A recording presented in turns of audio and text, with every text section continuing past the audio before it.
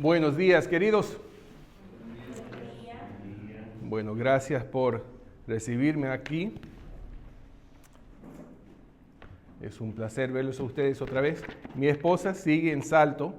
Nosotros tenemos un cachorro que no está muy sano. Sabes que ya por más de un mes tiene problema de, qué sé yo, pancreatitis tenía antes y vamos a ver cómo está. No está muy sano. Dormir le gusta hacer, pero no está completamente sano todavía. Pero esperamos que nosotros vamos a volver en 2 semanas y tal vez ella pueda acompañarnos sin el cachorro una vez que está un poco más fuerte. Pero ella ya ahora debe estar en el templo, ahí en Salto. Entonces, pero yo tengo el placer de estar con ustedes. Bueno, vamos a seguir con el tema. La semana antepasada hablábamos sobre Abraham y vamos a mirar la Biblia como es una historia. La Biblia tiene un contexto y yo creo que es importante entender el contexto de la Biblia. Yo creo que muchas de las sectas falsas y los cultos que existen hoy en día existen porque gente no tiene una idea de lo que enseña el contexto de la Biblia. Sacan un versículo aquí, un versículo ahí, y obviamente se debe estudiar la Biblia, pero la Biblia tiene una historia también. Entonces yo voy a acompañar a ustedes, como hago en nuestra iglesia, las historias de la Biblia, que una vez que se pone en claro, muchas de las ideologías falsas desaparecen, porque uno conoce el carácter de Dios, el plan de Dios, la manera de Dios. Sabes que hay gente en el mundo que dice, ay, todas las religiones son más o menos igual. La gente que dice, no, eso no sabe lo que dice la Biblia. Porque el judaísmo dice, bueno, hay ciertos mandamientos que uno tiene que cumplir para estar bien con Dios, como realmente todas las religiones de este mundo. Pero el cristianismo te dice algo muy distinto, dice, estás mal con Dios y necesitas a Cristo para estar bien con Dios. Entonces, un mensaje muy distinto.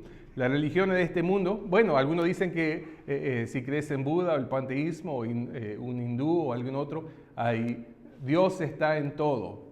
O hay varios dioses, algunos creen, como los mormones, o inclusive los testigos de un sentido.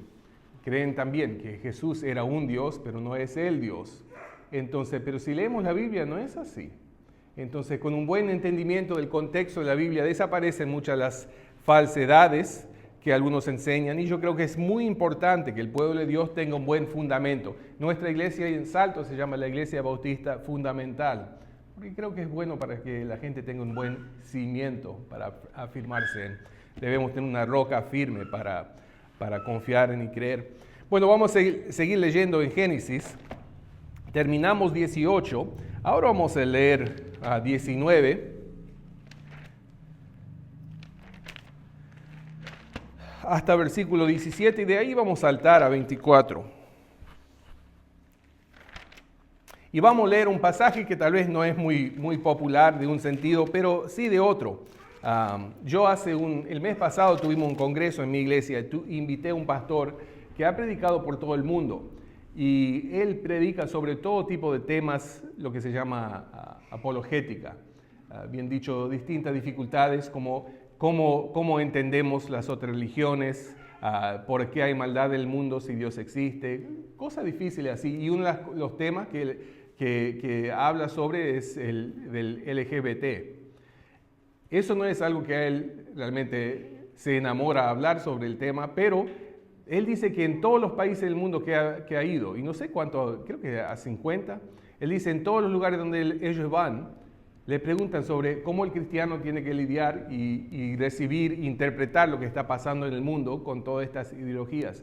Él inclusive fue a los países musulmanes y él dijo, bueno, ahí vamos a hablar sobre la Trinidad, cosas que ellos no entienden o no reciben. Vamos a hablar de temas que son muy asociados con el Islam. No, ellos querían saber qué hacemos con estas teorías nuevas que están inculcando a la sociedad y a las universidades. Bueno, entonces vamos a tocar un poco de eso hoy en día, porque la Biblia lo toca, ¿no? Y por eso un pastor y un predicador puede ser también honesto si sigue lo que dice la Biblia. Y como estamos yendo a la Biblia y estábamos la semana pasada en Génesis 18, ahora continuamos en 19 y toca ese tema. Bueno, entonces leemos 19, ¿qué dice acá?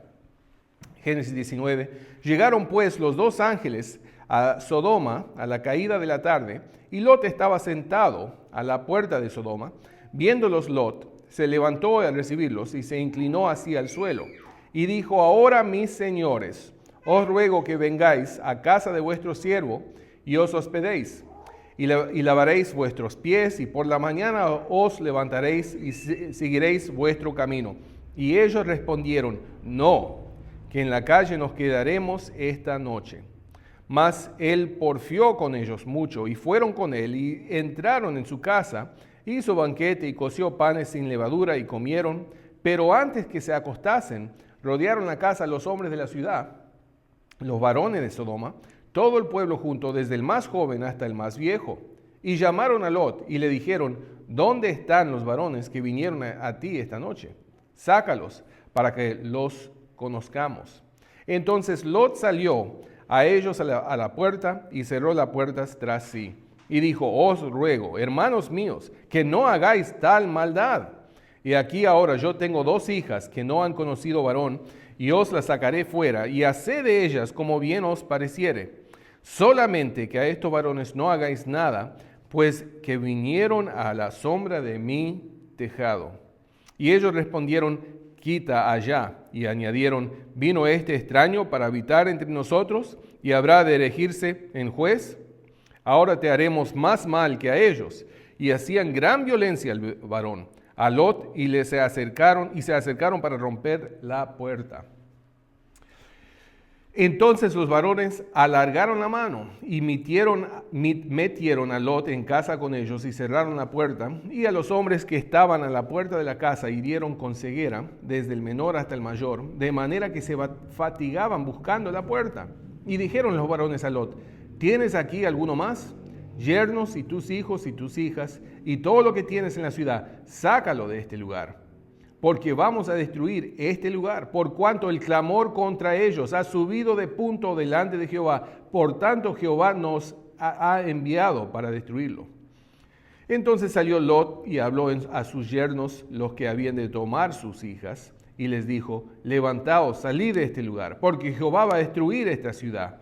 Mas pareció a sus yernos como que se burlaba. Y al rayar el alba, los ángeles daban prisa a Lot, diciendo: levántate, toma tu mujer y tus 2 hijas que se hallan aquí, para que no perezcas en el castigo de la ciudad.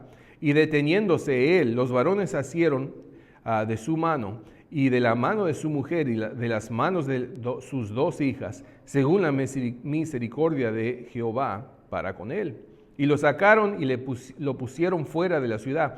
Y cuando los hubieron llevado fuera, dijeron: escapa por tu vida, no mires tras ti, ni pares en toda esta llanura. Escape al monte, no sea que perezcas. Vamos ahora a saltar hasta versículo 24, donde dice: entonces Jehová hizo llover sobre Sodoma y sobre Gomorra azufre y fuego de parte de Jehová desde los cielos, y destruyó las ciudades y toda aquella llanura, con todos los moradores de aquellas ciudades, y el fruto en la tierra. Entonces la mujer de Lot miró atrás, a espaldas de él, y se volvió estatua de sal. Y subió Abraham por la mañana al lugar donde había estado delante de Jehová. Y miró hacia Sodoma y Gomorra, y hacia toda la tierra de aquella llanura miró. He aquí que el humo subía de la tierra como el humo de un horno. Así, cuando destruyó Dios las ciudades de la llanura, Dios se acordó de Abraham y envió fuera a Lot de en medio de la destrucción, al asolar las ciudades donde Lot estaba. Pero Lot subió de Zoar y moró en el monte, y sus 2 hijas con él, porque tuvo miedo de quedarse en Zoar, y habitó en una cueva él y sus 2 hijas. Ok, algo interesante. Hermanos, si quisieras cambiar la pantalla, el dispositivo. Algo interesante, no sé cuánto a ustedes les interesa en la arqueología y todo eso. Hay un doctor, un arqueólogo, Stephen Collins, y él es un profesor de arqueología, y él está ahora excavando en Jordán. Él cree que él ha encontrado Sodoma. Ahora, no encontró un cartel que dice Sodoma. Tenemos la Biblia, tenemos mapas antiguos, tenemos cosas que podemos saber con certeza. Algunas cosas, aunque la Biblia dice, hay algunos debates sobre dónde está. Él cree que lo encontró. Y y me parece muy interesante lo que él encontró ahí. Esto es una foto de él ahí excavando. Si quiere después le puedo mandar el enlace. Lo que encontró ahí es algo muy interesante, a pesar de la ciudad. Sodoma era la ciudad más importante, inclusive en la Biblia. Cada vez que se mencionan esas ciudades, hay 5 ciudades, siempre Sodoma se mencionaba primero. Era la más grande, la más importante antiguamente de esa parte del mundo. Bueno, algo interesante encontraron ahí. Excavando, encontraron esta ciudad grande. Yo no recuerdo cuánto de tamaño tiene esta ciudad, pero era importante. Entonces, cuando pensamos en la ciudad de Sodoma, era una ciudad importante que Dios juzgó. Lo que pasó hace unos años atrás, estaba excavando y encontró un vacío así de arcilla. Primero encontró lo que le parecía un pedacito de vidrio. Y Sodoma tiene como unos 3.600 años de antigüedad. Es viejo, ¿no? Estamos hablando del tiempo de Abraham. Entonces, él encontró lo que le parecía a él un pedacito de vidrio. Y él dijo, ¡ay! Es un fracaso. ¿Por qué? Porque el vidrio solo se puso a hacer en los años 600, 800, miles de años después. El vidrio no existía en el tiempo de Jesús. Bien dicho, las cosas eran hechas de arcilla, cosas así. Entonces encontró algo que se veía como vidrio. Era como decir, bueno, aquí encuentro, aquí cerca de ustedes en Saladas, un pueblo indígena, pero encuentro un celular ahí en el mismo. Bueno, no puede ser, ¿no? Bueno, es más o menos lo que le pasó a él. Descubrió esta ciudad, puede ser que Sodoma, y encuentra vidrio. No puede ser. Pero lo examinó un poco más y lo dio vuelta, y de un lado era arcilla y del otro lado parecía vidrio. Qué extraño. Y bueno, excavaron más y lo que encontraron en las paredes de este lugar llegaban como hace 1 metro y después de 1 metro no existían las paredes, así como desaparecieron. También, normalmente cuando un pueblo, arqueológicamente, históricamente, fue conquistado, ¿qué encuentran? Flechas, piedras, espadas, todo evidencia de una guerra. Bueno, no encuentran nada de eso ahí. Encuentran los vasillas llenos de comida. En una guerra se lleva todo eso, ¿no? Pero quedó todo eso. Y otra cosa que encontraron, todo lo que había dentro de los hogares, los muebles, lo que quedó fue todo tirado a un lado. Desgraciadamente encontraron cadáveres que a 1 metro de altura y de 1 metro para arriba quemado. No quemó nada, no quedó nada, un poco de carbón y nada. Y también con las vasillas que se cambiaron a vidrio. De un lado era arcilla y del otro lado era vidrio. Bueno, lo mandaron a examinar a varios laboratorios y esto es lo interesante. Hay un vidrio, una piedra que se llama trinitita. Y se llama trinitita porque el lugar donde testaban los americanos, los estadounidenses, la bomba atómica se llamaba Trinidad. Bueno, ¿qué es lo que encontraban abajo? Disculpe que estoy pasando tanto tiempo, pero me parece interesante.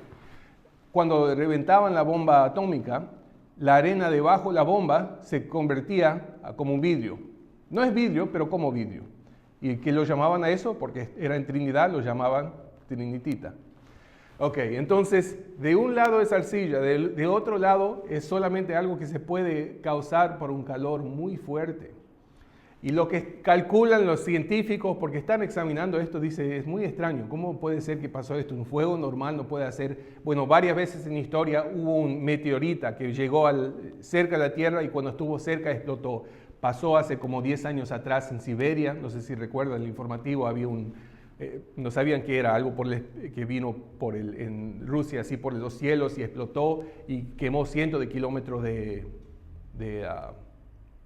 bosque. Bueno, era eso. Bueno, los científicos dicen, parece que pasó esto a esta ciudad. Y tal vez no es Sodoma, pero él cree, basado en lo que dice la Biblia, y basado en esta destrucción, que era Sodoma. Entonces, interesante para mí. Yo creo que la Biblia es confiable. Si esto termina siendo Sodoma, gloria a Dios. Si no es, creemos la Biblia igual. Pero muy interesante lo que han encontrado ahí. Bueno, podemos seguir al próximo punto, al próximo diapositiva. Entonces, los ángeles rescatan a Lot de Sodoma y Gomorra. Lot eligió establecer su familia en una ciudad donde la maldad era desenfrenada, pero ellos pagaron el precio. ¿Sabes qué?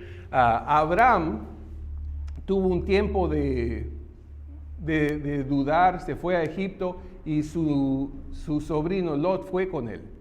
Y él cuando fue, Parece que cuando fue de vuelta para dividir su terreno, miramos en la semana pasada, que algo de Sodoma le atrajo a Lot. Parece que era lo económico, porque mira, este es un buen lugar para mis ganados, ¿no? Y no hay nada malo con el dinero, obviamente, no hay nada malo con buscar, pero el dinero también puede ser un ídolo. Bueno, lo malo no era que había dinero ahí, lo malo era que en esa ciudad ya era bien malvado, y vemos que al final, en vez de él afectar a ese pueblo, ellos le afectaron a él. Perdió a todo. Y entonces,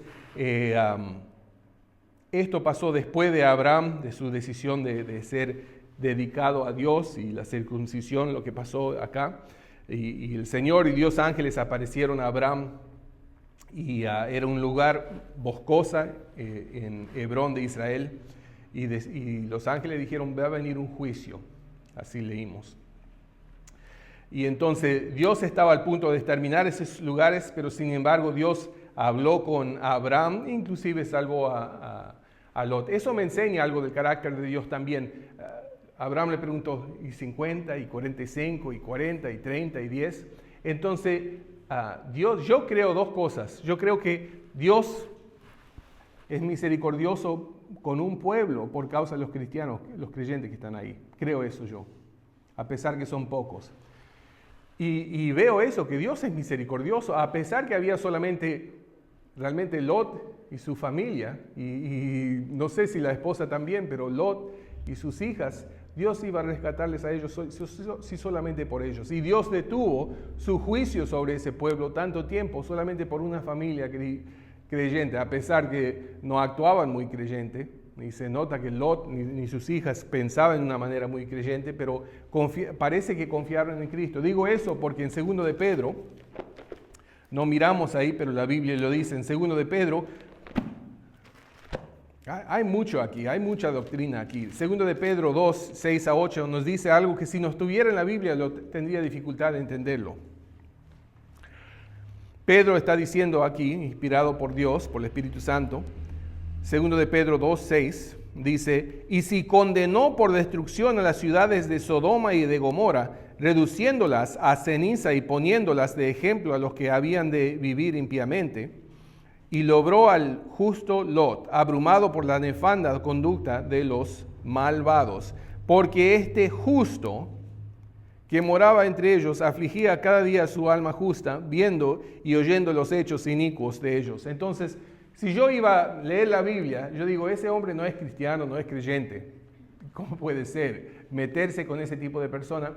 Pero la Biblia me muestra que un hombre puede ser justificado delante de los ojos de Dios y estar en error, y estar mal. Y él pagó un precio por eso, hubo consecuencias. Dios ama a sus hijos tanto y sus hijas tanto que va a disciplinar cuando viven mal. Pero eso me demuestra algo también. La salvación no viene por seguir mandamientos. La salvación viene por confianza en Dios. Y no es que una persona, yo todos los lunes voy a predicar, mañana voy a predicar en un cárcel ahí en Salto. Y la semana pasada me preguntó un detenido, pero Dios no puede perdonar. Y a veces mal entendemos el perdón de Dios. Cuando hay un intendente corrupto y uno de sus amigos hace algo malo, ¿qué hace el intendente muchas veces si es corrupto? No pasa nada, no importa. Dios no es así. Dios es justo. Cada pecado será condenado. Así es. Dios entonces no es como un político corrupto que diga, ay, no importa, ese fulano, yo lo conozco. No, él puede entrar. No es así. Dios odia el pecado, Él juzga el pecado. La Biblia dice, la paga del pecado es muerte. ¿Creen eso? Yo lo creo, la Biblia lo dice. Entonces, ¿qué pasó? Dios en la persona de su Hijo vino a este mundo y murió por mí, tomó mi lugar. Y si yo o cualquiera confía que lo que Él hizo me puede salvar, Dios puede salvar esa alma. No es Dios diciendo, no pasa nada. Es Dios, es una persona reconociendo que es pecaminoso, que merece la muerte, y que la única esperanza para esa persona es Cristo, solamente Cristo. Y parece que justo que Lot, sucio que estaba, contaminado que estaba, manchado que estaba, hizo eso. Si la Biblia no lo decía, no lo iba a creer. Pero dice en 2 de Pedro 2:6 que manchado. Ahora, él, gloria a Dios que es salvo, pero va a pasar un poco de vergüenza en la eternidad. ¿Sabes qué? Yo creo que el cielo no va a ser igual para todos. Yo creo que la Biblia enseña eso. Ahora, solamente dos opciones para la persona eternamente, el cielo y el infierno. Podemos decir la Nueva Jerusalén o el lago de fuego. Uno de dos, no hay otra, no hay purgatorio. Pero el cielo no va a ser igual para todos. Algunos van a entrar, puedo decir esto, como con vergüenza, o casi llegar. Si uno lidia y vive para Dios y está consagrado para Dios, Él va también a reinar con ellos. Entonces, el cielo no va a ser un lugar donde estamos acostados sin hacer nada. Dios va a tener diferentes responsabilidades, posiciones, obras para nosotros. Sabemos que algunos van a ser reyes, no todos, algunos. Algunos van a ser sacerdotes. Bueno, yo no soy un rey aquí, algún día me gustaría ser uno. ¿No? ¿No les gustaría eso? A lo mejor pueden decir, ¿sabes qué? Yo vivo una vida medio humilde hoy, ahí está bien, pero el día de mañana quisiera vivir bien. Y no digo para decir que el cielo va a ser un lugar completamente materialística, pero yo quiero que Dios esté contento conmigo. ¿No quieren eso? ¿No quieren que Él diga, qué bien que hiciste mi hijo? Qué bien que hiciste mi hija? Lot no tuvo eso. Obviamente hizo bien por confiar en Dios. Como digo, si la Biblia no decía, yo no lo iba a creer.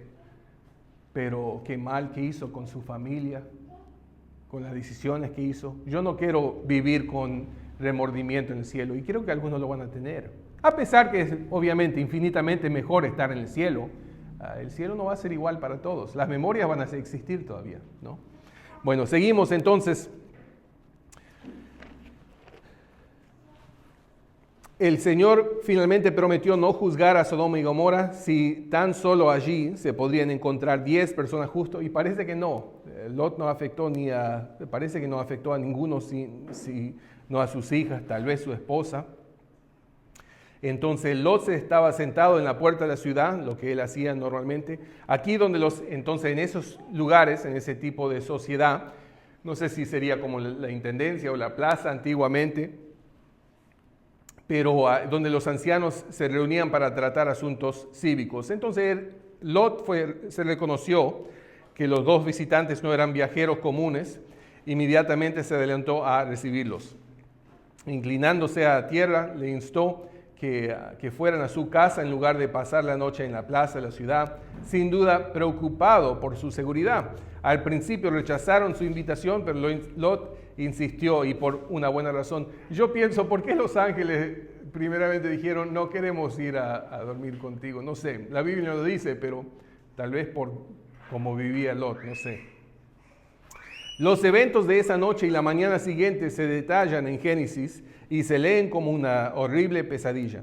Cuando los ángeles llegaron a la casa de Lot, él les sirvió la cena, pero antes de que pudieran irse a dormir, una turba de hombres de todas partes de la ciudad rodeó su casa y le exigieron que sacara a los dos visitantes para que pudieran violarlos. Lot imploró que no aconteciera tal maldad, y luego, en lo que debió ser una decisión desesperada para proteger los mensajeros de Dios, Lot ofreció sus dos hijas vírgenes a la depravada horda a quienes ellos rechazaron. ¿Te imaginas una sociedad tan enferma? Y inclusive un padre que haga una decisión tan desesperado. Entonces, cada vez más enojado que Lot se negaba a entregar a los visitantes, la agitada multitud arremetió para derribar la puerta. En el último momento, los ángeles extendieron la mano y hallaron a Lot de vuelta a la casa. Los ángeles le ordenaron a Lot que se reuniera inmediatamente su familia para salvarlos. Los ángeles presionaron a Lot para que se fuera, su esposa, sus hijas, y Lot vaciló. Hasta en tiempo de condenación pensaba, ¿sabes qué? No sé si debo irme. Así los ángeles le tomaron de las manos y le sacaron rápidamente de la ciudad. Los ángeles le dieron permiso para huir a la pequeña ciudad de Zoar. Y cuando Lot y su familia llegaron ahí, comenzó a llover azufre y fuego sobre Sodoma y Gomorra. No obstante, su esposa volvió la mirada atrás. Yo creo que mi opinión es que no es solamente que ella se dio vuelta así para ver qué pasaba. Yo creo que era algo más, porque leímos al final de ese capítulo que Abraham miró cómo se quemaba Sodoma y Gomorra. Bueno, Abraham no fue convertido en sal. Pero yo creo que o era un deseo de ella volver, o tal vez no era solamente darse vuelta, pero darse vuelta hacía para volver, no sé exactamente, pero obviamente su corazón era para ir de vuelta a una ciudad destruida y condenada. Y Dios juzgó a ella también. Y la Biblia nos dice que cada hombre, mujer y niño en el valle murió en el juicio de Dios. Y uno puede decir, ay, qué injusto, pero Dios no es injusto. Esa era una sociedad enferma. No, vemos cuánto de perversos eran.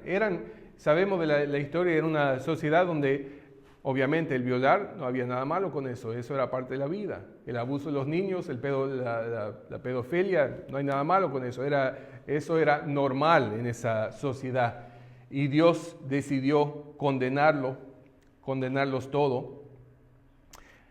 Y es difícil a veces decir, ¿por qué Dios hizo eso? No puede ser que había ningún justo. Bueno, parece que no, porque si no Dios iba a salvarles a ellos también. Y podemos pensar en niños y todo eso. Yo creo que un niño, antes del año o un bebé que no puede discernir o recibir a Cristo, yo creo que esos niños Dios los lleva al cielo. No vamos a llegar ahí, pero yo creo que Dios lleva al bebé que no puede discernir lo bueno y lo malo al cielo por su carácter. Pero Dios es bueno.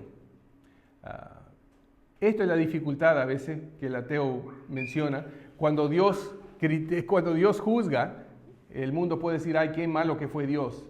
Pero cuando Dios no juzga y permite la maldad, como en esta ciudad, la gente va a decir, ¿y por qué Dios permite que esa maldad exista? Pero es una cosa difícil, pero sabemos que Dios es justo. Bueno, ahora para hacerlo un poco más cotidiano, hay un libro que yo le recomiendo, el único libro que yo puedo 100% estar atrás de es pero este es un libro escrito por una profesora sobre este tema de LGBT, la homosexualidad, la perversión sexual y qué un cristiano debe decir. Esto no es algo que me gusta predicar sobre, pero como estamos ahí en Génesis, voy a seguir predicando sobre este tema y qué un cristiano debe hacer con una sociedad perversa sexualmente. Y ella escribió un libro muy interesante sobre esto. Y sabéis que estamos en una sociedad muy, muy perversa. Este libro se puede conseguir en Uruguay. Hay una biblioteca cristiana que lo vende. Y me imagino, yo no sé cuál sería una biblioteca grande cristiana acá en Argentina, tal vez en Buenos Aires, que se puede encargar. Me imagino que acá puede existir también. Pero yo creo que la perversión sexual destruyó a Sodoma y va a destruir a cualquier sociedad. Voy a dar algunos datos de hoy en día. Estas encuestas son del Estados Unidos, pero creo que aplican acá. Pornografía. 2/3 de hombres cristianos ven pornografía al menos una vez al mes. ¿Oíste eso? Hombres que se autoproclaman cristianos, 2/3 de ellos miren pornografía 2/3 al mes, esa basura. Y también en esa encuesta, 54% de pastores dijeron que vieron pornografía en el último año.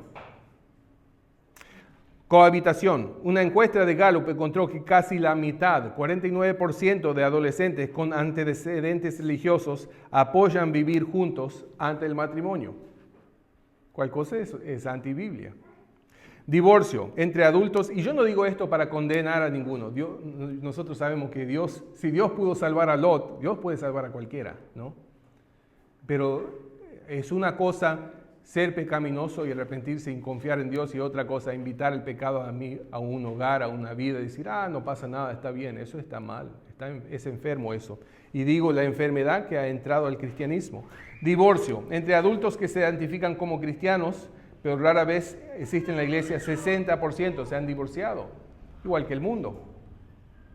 Homosexualidad y transgénero. En un estudio Pew de 2014, el año 2014, 51% de los millennials evangélicos dijeron que el comportamiento del mismo sexo es moralmente aceptable. 51% de jóvenes evangélicos. Y el aborto. Una encuesta de Lifeway encontró que alrededor del 70% de las mujeres que tuvieron un aborto se autoidentifican como cristianas. 70%. No estoy condenando a ninguno si ya lo han hecho. Dios puede y quiere perdonar. Pero si hay una enfermedad cuando las tasas son tan altas dentro de gente que asiste en la iglesia. 43% dijo que asistieron a una iglesia cristiana al menos una vez al mes en el momento que abortan a su bebé. Bueno, vamos a saltar solo para demostrar dónde está nuestra sociedad y cómo debe responder un cristiano. Viene por cómo fuimos inculcados aquí en la sociedad. Darwin tiene la idea que no podía negar la naturaleza, parece estar diseñada, pero habiendo abrazado la filosofía del materialismo. El naturalismo significa que no existe nada que no se puede tocar. No existen las almas, realmente tampoco no existe el amor, no existe la moralidad, ninguna cosa que no es material existe. Y es lo que es el darwinismo. Quería reducir esa apariencia a una ilusión. El darwinismo era importante porque esa filosofía es importantísima si tenés que creer que no existe Dios. Si hay un creador, entonces hay una moralidad, hay un juicio. Si no hay un creador, bueno, no pasa nada. ¿Y cómo eso impacta a cómo pensamos? Marx, no vine para ser muy político, pero digo que estas ideologías comenzaron y se mezclaron hasta ahí. Lo que creemos que son hechos son realmente construcciones culturales, incluyendo los hechos como biológicos sobre el sexo. Esta construcción llamada sexo está construido culturalmente como el género. Bien dicho, acuerdo Marx, no hay ninguna diferencia entre un hombre y una mujer. Ninguna. Nosotros que criamos chicos, sabemos que nuestros hijos no piensan como nuestras hijas, ¿no? No son iguales. Sin embargo, hay esa idea que se inculcó que el hombre y la mujer son solamente una construcción social. ¿Y por qué eso es importante? Porque si Dios es mi creador, yo tengo una identificación, ¿no? Yo estoy hecho en la imagen de Él. Y Dios le hizo al principio varón y mujer, ¿no? Entonces, esta ideología es completamente al contrario de lo que dice la Biblia. La próxima. Freud dijo que una persona es una máquina con satisfacción como su misión. Él era darwiniano, comprometido, y la sexualidad era un impulso biológico nomás. Y el propósito principal de la existencia, el sexo. El próximo. También dijo esto, que la restricción, entonces estamos hablando de Sodoma, pero estamos hablando de hoy en día también. Estas ideologías están en nuestra sociedad. La restricción, esto es lo que él dijo, la restricción sexual es necesaria para la civilización, pero enseñó que para el individuo es dañina y poco saludable, lo que lleva a la neurosis. Entonces, ¿qué es lo que está diciendo? Restringir el sexo es malo para el individuo, pero bueno para la sociedad. ¿Crees que es malo que un hombre sea fiel a su esposa? ¿Crees que es malo que una mujer sea fiel a su esposo? Obviamente es bueno. No inculcan en la sociedad, los supuestamente más sabios del mundo creen que está bien no ser fiel. Cualquier impulso que uno tiene es sano. ¿Creen eso? Él lo creía. Y gente que enseña en nuestras universidades lo creen también. Siga. Dicen que si pensás que uno debe ser fiel, que sos débil. ¿Crees eso? Yo creo que uno necesita un poco más fuerza, ser fiel y tener una buena familia que vivir como el mundo. ¿No le parece? Eso no es lo que él inculcó a una generación. La próxima. Kinsey, también otro psicólogo, que van a aprender y aprenden de él, o aprendieron de él en las universidades, que el sexo es una función biológica normal, aceptable, mira lo que dice, en cualquier forma que se manifiesta.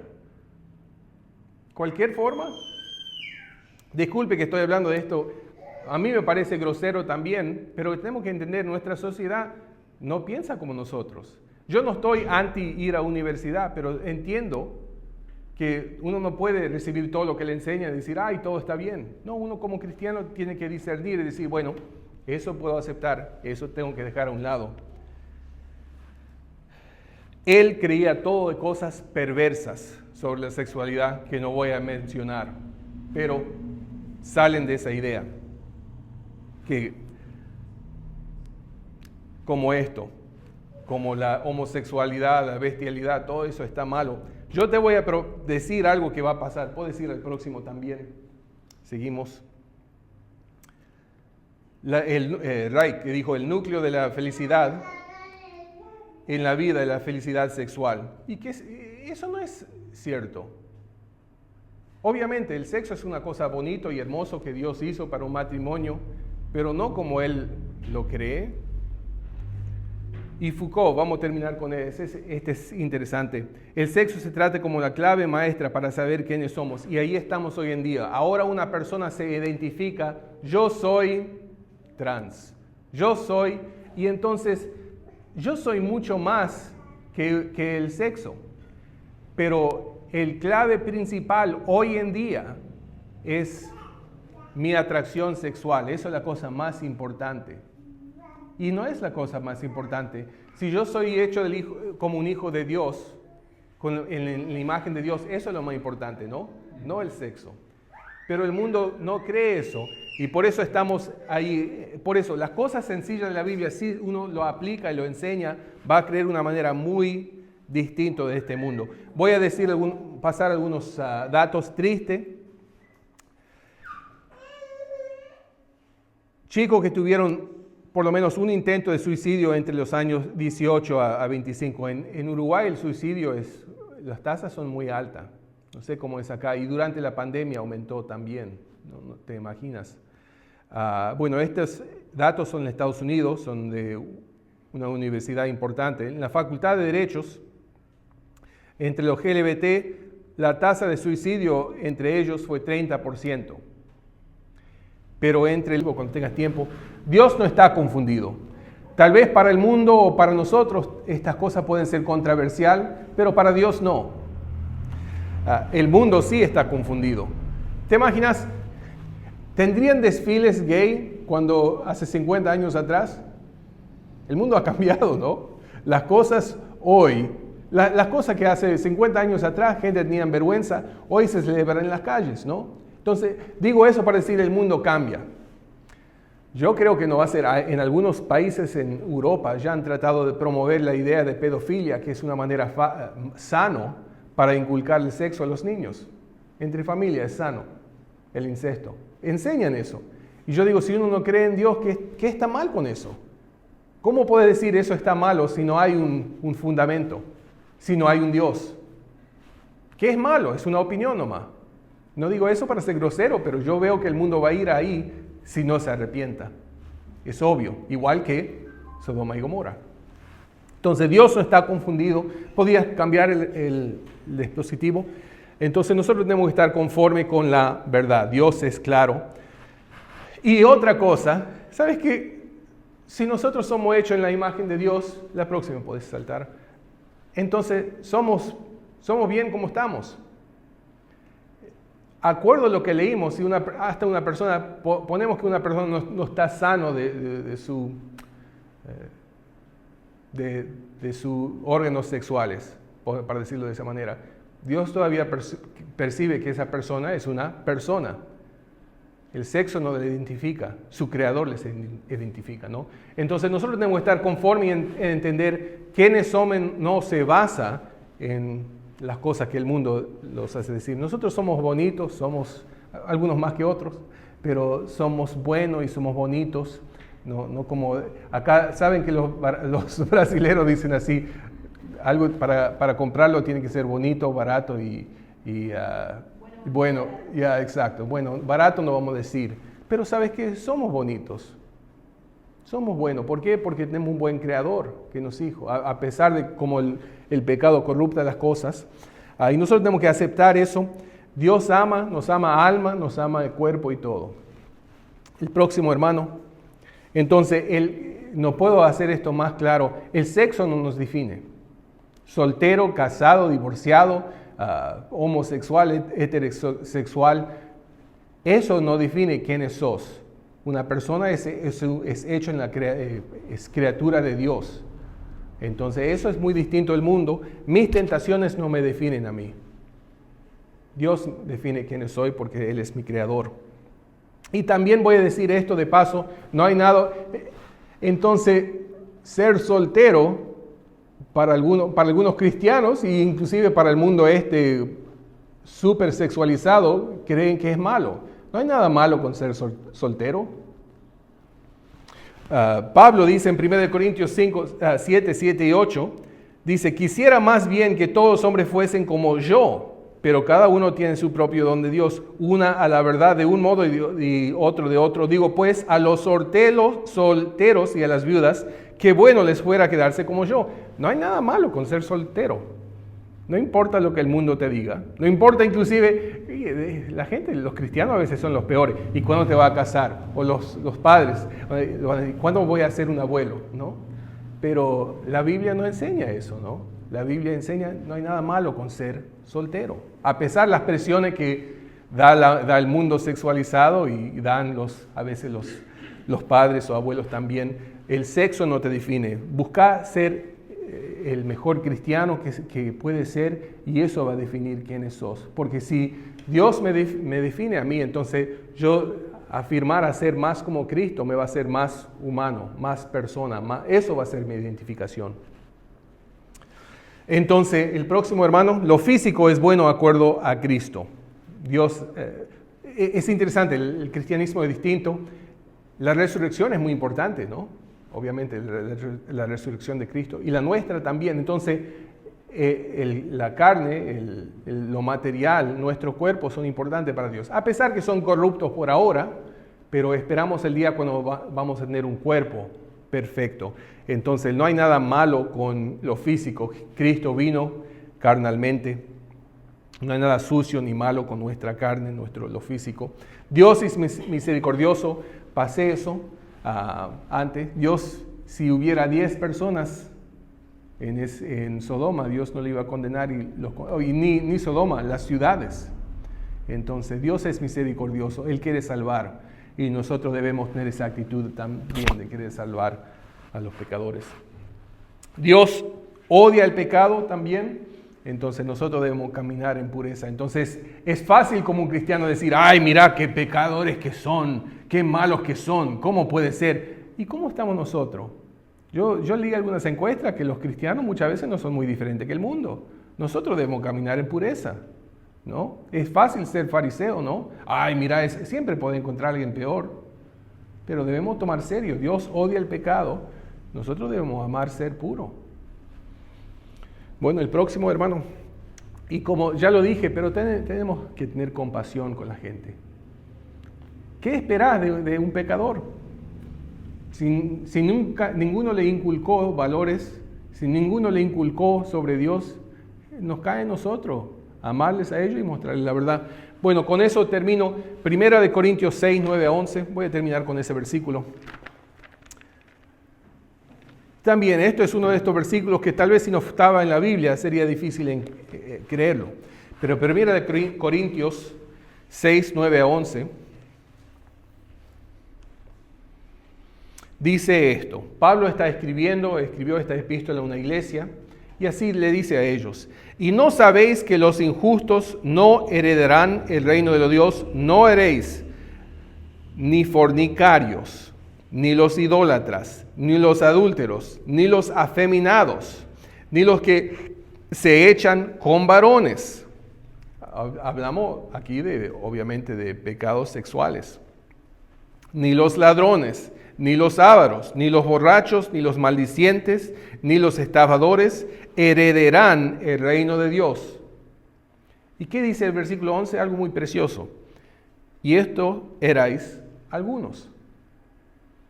Entonces, aparentemente en la iglesia de Corintio, de los corintios, habían personas que eran pervertidos sexuales y Dios les salvó. Habían personas que eran idólatras y Dios les salvó.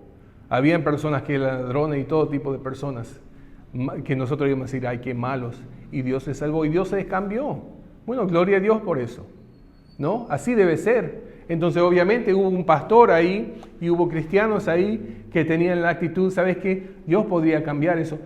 Miguel se llama ese hombre que yo le dije que vi en la iglesia. ¿Qué trofeo para Dios sería que él reciba a Cristo? Para mí. ¿Me entiendes?